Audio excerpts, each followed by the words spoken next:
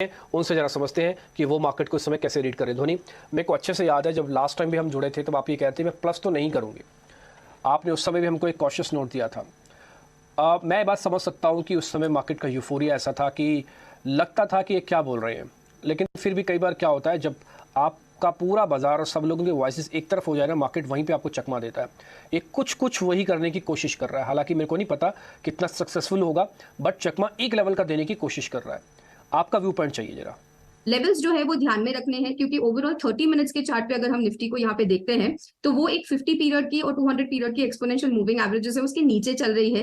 तो यहाँ से कई बार निफ्टी ने एक रिबाउंड लिया है, बट ओवरऑल यहाँ पे डायरेक्शनल इंडेक्स जो एक हमें बताता है कि किस दिशा में हम जा रहे हैं वो नेगेटिव तरफ बन चुका है। तो यहाँ से निफ्टी में जो नीचे की तरफ का लेवल ध्यान में रखना रहेगा, तो 18,055 का लेवल बनता है, वो ध्यान में रखना है। उस लेवल को अगर हम ब्रेक करते हैं तो हमें और यहाँ पे एक नीचे की तरफ के लेवल्स देखने को मिलेंगे। सो 18,055 का लेवल बहुत ही क्रूशियल रहेगा निफ्टी में। यहाँ पे बैंक निफ्टी में यहाँ पे मेरा conviction as a trade point of view ज्यादा बनता है, क्योंकि बैंक निफ्टी में अभी हमें एक फॉल विटनेस करने को मिल रहा है जिसे और एक्सटेंड होता हुआ दिख रहा है। नीचे की तरफ में बैंक निफ्टी में आपको 43,250 तक का लेवल है वो यहाँ पे एक बार देखने को मिलेगा। सो करंट लेवल से रिस्क रिवॉर्ड के परस्पेक्टिव से देखते हैं तो बैंक निफ्टी के अंदर ट्रेड बनता है। करंट लेवल से इसे शॉर्ट कीजिए। नीचे की तरफ का जो आपका टारगेट है वो 43,250 का बनता है।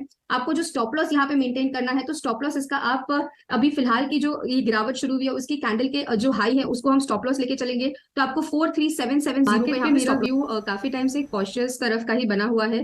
लॉन्ग साइड के ट्रेड्स यहाँ पे बहुत ही कम लिए जाए तो बेहतर रहेगा। शॉर्ट साइड के ट्रेड्स भी यहाँ पे जो होते हैं, एक रेंज बाउंड मूवमेंट हमें देखने को मिल रहा है, क्योंकि काफी पॉइंट्स मैंने जो पहले हाईलाइट करी थी कि विक्स हमारी ऑल टाइम लो के पास चल रही है, जहां से रिबाउंड करेगी तो विक्स बढ़ेगी तो उसका असर हमें इंडेक्स पे दिखेगा। इंडेक्स में हमें मोमेंटम भी जो है वो नहीं देखने मिल रहा है। बैंक निफ्टी भी अगर हम देख रहे हैं तो डबल टॉप्स यहाँ पे बना चुका है। तो काफी सारे ऐसे पॉइंट्स है जो सजेस्ट करता है कि मार्केट में थोड़ी सी थकावट है, ऊपर तरफ बढ़ने के लिए यहाँ पे जो एक क्षमता होनी चाहिए, एक जो फोर्स होना चाहिए वो मिसिंग सा दिख रहा था।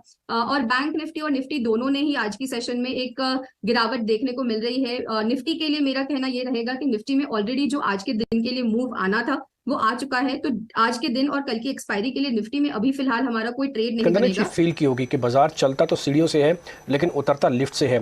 2 दिन में ही मार्केट काम ऑल टाइम हाई की तैयारी कर रहे थे, डॉट में लेवल चेक कर रहे थे कि अच्छा 151.7 लगा है, 151.8 का हाई है, तो डॉट 1 से हम छूट आए थे और अब हम देख रहे हैं कि हम 43,600 के भी नीचे आ गए। 44,150 वाला 43,600 के भी नीचे है, तो आप 500-600 पॉइंट की तो बैंक निफ्टी के अंदर सिर्फ 2 दिन के अंदर ही मुनाफा वसूली ने उसका कितना बड़ा गैप क्रिएट कर दिया आपके सामने ही है।